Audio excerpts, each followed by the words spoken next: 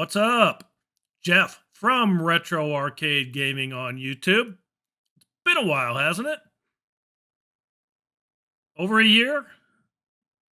I'm not sure when my last video upload was. Some of you may be wondering what happened, why I'm not producing content anymore. So here's a bit of the backstory. About a year ago, we moved to a rural property on about 6 acres. For the first few months of living there, my only internet connection was a 4G hotspot that worked, but had very limited bandwidth. Since then, I've upgraded to Starlink internet service. It works adequately, but it's nowhere near as fast as the gigabit fiber that I was previously used to. There is no high-speed internet available where I live. The Starlink service tops out at about 200 meg down, not even close to that on upload speeds, double digits if I'm lucky. I can't begin to imagine how long one of my port battle videos would take to upload, or if it would even complete successfully. Besides that, I really don't have much time for gaming these days, especially during the warmer months. During the spring, summer, and fall, most of my weekends are filled with gardening, mowing, tending to the property. The best hope for new content going forward will be in the colder winter months when there really isn't a whole lot of outdoor work to be done. I may eventually start what I term a rural life YouTube channel that looks at that other side of my life, but I don't have the equipment for that right now. I have a camera that is essentially my 2-year-old iPhone. I do still continue to fire up Launchbox, play the classics, but something else has grabbed my attention over the last few months, and that's visual or virtual pinball. My initial interest in it was the tables that I have owned over the years, but no longer have in my collection. That includes Gottlieb's Grand Slam, also its companion table, World Series. Grand Slam allowed for replays, whereas World Series awarded additional balls. It's kind of interesting. It's due to gambling laws in New York. New York determined that replays were a form of gambling, so they changed the title name to World Series and just awarded additional balls. Apparently not gambling. I've also owned Bally's Bobby Orr Power Play and a Bally World Cup Soccer 94. From there, my interest grew to the tables that I would love to own, but no, I never will, just to basically their price point. Some of those tables are very expensive. That includes Stern's Batman 66, AC/DC, NASCAR, Williams's Funhouse, and the list goes on and on. The new tables with interactive video are very cool, but they can be somewhat tricky to set up in the virtual pinball realm, especially on a single desktop. I don't have a virtual pinball cabinet, although I may get one at some point. But a lot of these games are better suited for multiple monitors. You can accomplish a pretty cool setup on a single monitor, though, thanks to utilities like Pinup Player and Pinup Popper. Most of my tables currently in the Visual Pinball X format, and the front end, like I said, I'm using is Pinup Popper. I've kind of tried to integrate the tables into Launchbox, but there's not a whole lot of support for virtual pinball, and I was really disappointed in the scraping for media. There's some cool utilities that you can get that will take care of that stuff for the Pinup Popper interface. So that's kind of what I'm using for my pinball machines. I'm still using Launchbox for my console systems. I don't really have a bunch of machines installed right now, about 10, kind of still playing with the kinks and learning how to configure the display settings properly. But just for kicks and to get back into swing of things, here's a look at the 3 tables I have personally owned, starting with Gottlieb's Grand Slam from from 1972.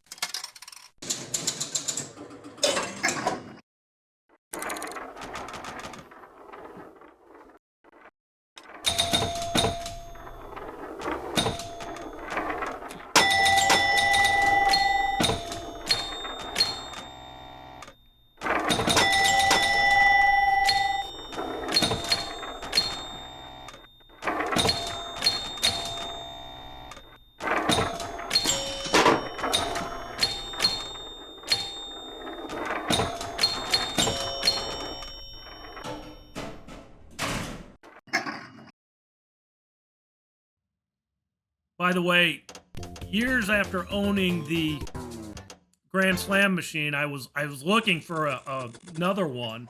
Thought my father still owned it and he had given it away. So I couldn't find Grand Slam, but I did end up owning the World Series, the companion table I talked about earlier.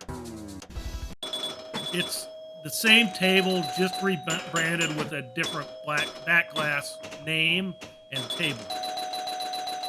Next, we're going to look at Bobby Orr's Power Play, released by Bally in 1978.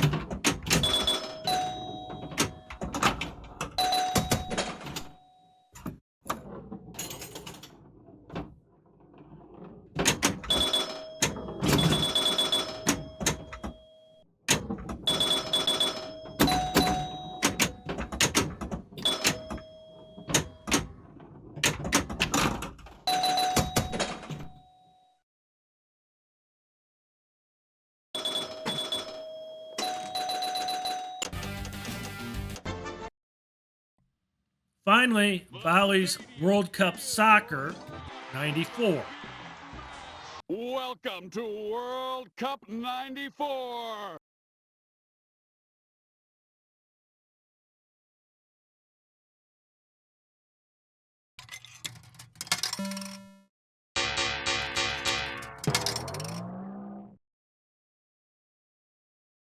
Get ready for the big match.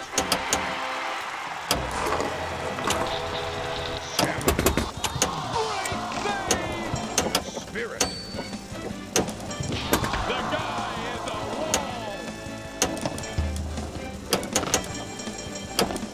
He's got a free kick.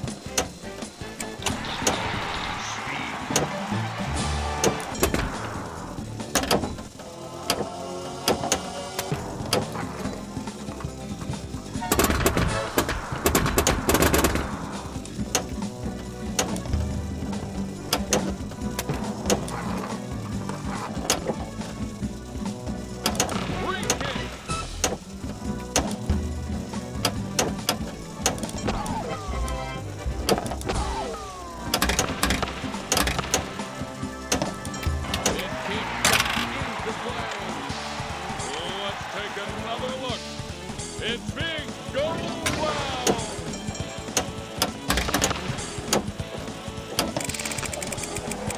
We're landing in Chicago. He's got a free kick!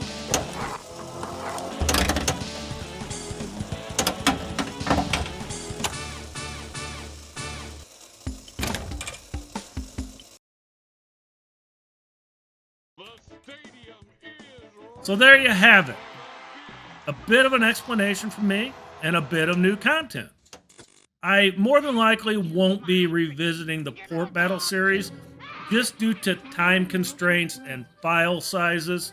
I will, however, continue to look at new homebrew games for older consoles, maybe feature a new virtual pinball table every once in a while, and I've been kicking around the idea of doing some of my what I call greatest hit compilations. So might be my favorite 10 games for the Commodore 64, or my top 10 games for the Atari 2600, or something similar to that.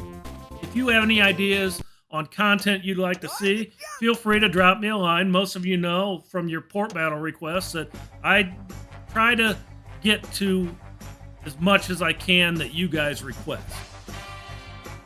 That's it for now. Until next time, happy gaming. Peace.